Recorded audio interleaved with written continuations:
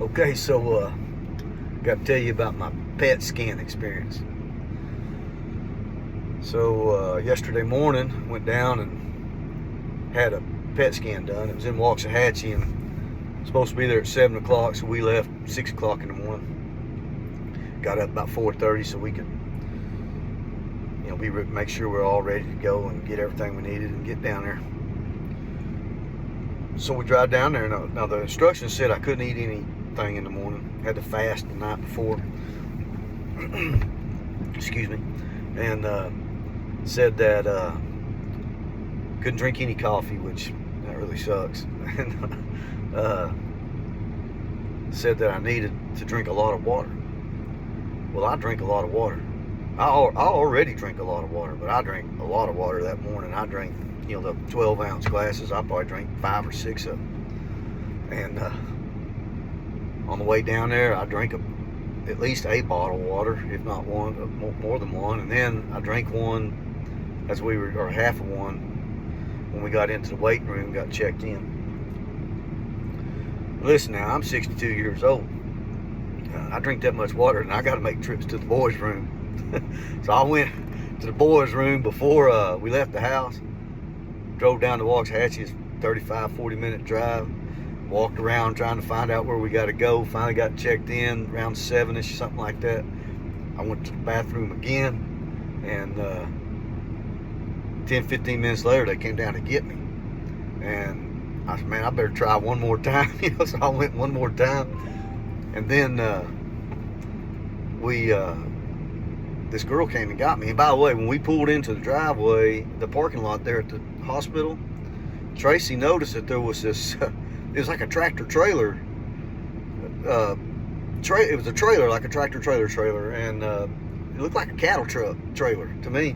That somebody just put siding on it and painted on it PET scan, CT and PET scan or something like that. So Tracy said, well, maybe that's where you're going. I said, man, they ain't going. That's for mobile uses. They're not going to pull me out there in the middle of a tractor somewhere. I mean, out in the middle of the parking lot in a tractor. They're not going to do that. Anyway, this girl came and got me, and we walked down all around back. I mean, it took us 10 minutes or so, it seemed to me, to get to the back door of the hospital, and walked out there in that parking lot. And sure enough, they was taking me to that trailer. I walked up there, and when we got there, I noticed there was a walk-through door on the side of the trailer with steps leading up to it, and next to it was a lift gate, a big lift gate. Now I'm gonna say it was probably about a 4x5, maybe even a 5x6 lift gate, and they had it down. Had the lift gate down, and it was down on the ground, and it had a railing around it. And instead of going up them steps to the door, we got on that lift gate, and when she lifted us up on that lift gate like an elevator, and we got there, and there was a big roll-up door. She opened up that door, and I just thought, well, I guess that walk-in door must go to the office or something else, another room, and that's why we're on this lift gate. So I went up this lift gate, and they had rolled up that door, and heck, I could see that walk-through doors right there. And I said to that lady, I said, hey man, I'm just curious, why didn't we just walk up the steps? And she said, oh, for liability reasons and insurance reasons, we're afraid somebody will fall off the steps. I thought, well, that was kind of silly to me. But anyway, we went in there, and I could see this was like high-tech place, man. It had an office in it, and then off to the left. But when I first walked in, it was like the office area right there, and they had computers everywhere and all kinds of maps and charts and stuff, And off to the left was the tube, the big cylinder kind of tube that they slide you. Got this big bed in front of it, and it slides you in that tube, and that's how they get that imaging out of you. And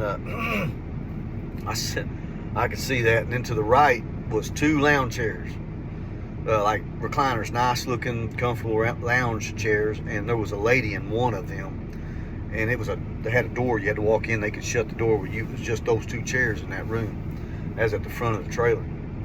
So she walked me in there.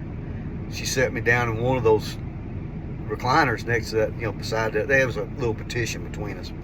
But I sat down there, and she had to check my sugar level to make sure my sugar level was good for some reason, which it was.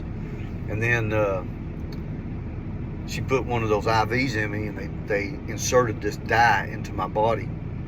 It took like a couple of 3 minutes to pump that stuff in there, and then she pulled that out, and she said, hey, it'll probably take about an hour, 45 minutes to an hour for this to circulate into your, everywhere that we want to do this imaging. I was like, okay. So I sat there, and eventually they came in there and they got that other lady. Apparently she had been waiting her hour. So she went in, and they shut the door where I couldn't really see. I couldn't really see what they were doing to her, but I didn't hear any screaming or hollering or nothing like that. So I thought, well, I said, heck, if that lady can do it, then I can do it. And that lady was in that cylinder tube thing, and I couldn't see it, but I knew she was. There was a little window there. I could see that they was doing whatever they was doing to her, and it took 15, 20 minutes, and then she left. And about that time, here come another girl, I guess after me, and she sat down there and they did the work on her. And I got in trouble for talking to that girl because they said I can't talk. They said I'm not supposed to talk because talking aggravates my voice, and they didn't want me to aggravate my voice. But anyway, after that 45 minutes to an hour came, I'm telling you right now, I had to go to the bathroom. So she came and got me, and I said, hey, you got a bathroom in this fancy trailer? And they don't even have a bathroom in there. Things probably cost millions of dollars and don't have a bathroom in it. I said, well, she said, do you got to go? And I said, well, how long? I'm going to be in there for like 15, 20 minutes, right? And she said, yeah. I said, well, am I supposed to be still? And she said, yeah. And I said, well, then, yeah, I got to go. So she had to walk me to the bathroom like a little kid. I went in the bathroom, thankfully by myself, and did my business and come back. And they slid me in that. They laid me down and covered me up and everything. They slid me in that tube. And listen, I'm not crazy claustrophobic, but I am a little bit claustrophobic, and it was not easy sitting in there. And I could hear it, I could feel it going in, I could feel it moving. And I guess what they do is they go so far, they'll take some imaging, and then they'll go back a little ways. They'll take some imaging, they go this way, and you go back and forth, in and out, and you can hear that when the imaging thing comes on, you can hear, making like an outer space sound, like they're shooting rays in you. Anyway, I finally got through, and she told me when I first laid down there, she said, she stuck her hands over her head. She said, can you put your hands over your head? And I looked at her, I was like, well, you think I'm like a World War II vet in a wheelchair or something? Of course I can put my hands over my head. I reached my hands up over my head, and it's about that time I realized it's been a long time since I've had my hands over my head, apparently, because it wasn't that easy. And I held my hands like this, and she said, can you squeeze them in a little bit more, get more? And I was like, yeah, I squeezed them in like that. And she said, now you got to hold it like that for that entire time. I was like, man, that ain't gonna be easy. But I did it. I was a trooper. I sat there. One time I did open my eyes, and I was right smack dab in the middle of that tube, and I was just this far away from kicking my way out of that son of a gun. But I held strong and proud of myself, and I did it. And when it was over, it's fixing to walk me out. And I walked over, and I could see they had a computer screen up, and I could see an image of a body, and a guy laying there like that. And I said, hey, is that me? And she said, yeah, that's you.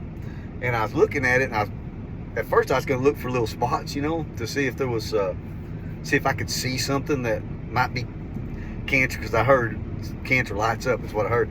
But what I saw, the only thing I saw was that it looked like I was laying there naked. I mean, it looked like I was laying there naked, and you could see things that I don't want these two young ladies to see. Plain as day. And that's all I could look at. I was like, oh man. And I gotta tell you, I was a little impressed. I was like, hey man, that ain't bad. That looks pretty good. I bet I impressed these girls. That's what I was thinking. I said, man, I got thinking, I said, man, now I mean, that's pretty impressive as far as I'm concerned. Them girls they're probably gonna be hitting on me, wanting my phone number or something like that. But I'm a happily married man, and I said, no, I have to fight them off with a stick probably. But I looked over at them girls, and they weren't. Apparently, they see a lot of them images, and they didn't seem impressed, not one bit. So I was a little deflated. I was like, well, man, they do not seem to care one way or the other that they could see my manhood right there in front of the whole world to see. But anyway, I gotta admit, I was a little deflated about that. I thought I was gonna have to fight them off with a stick, but apparently I'm just not that impressive. So, and they walked me back, took me, had to walk me back into the hospital. It took another 5 minutes just to get back to Tracy, and they released me to Tracy. And that is my pet scan story.